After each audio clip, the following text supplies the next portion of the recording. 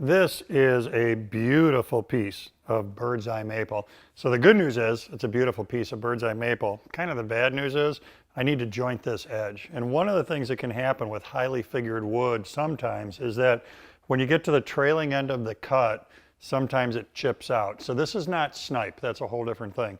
It's just the wood itself that, because the grain pattern is so dynamic, when those jointer knives hit it, it tears out a chunk. So let me show you how we're gonna defeat that.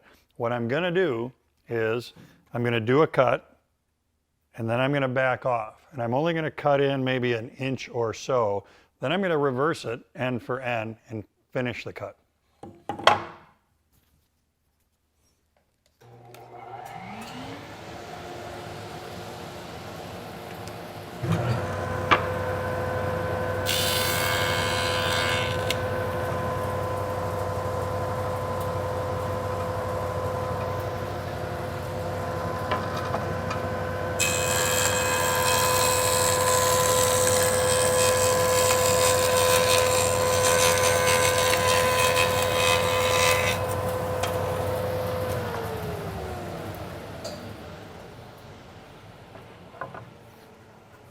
What that does is it eliminates, it sort of pre-eliminates the chunk of wood that might get chipped out by doing that little starter cut.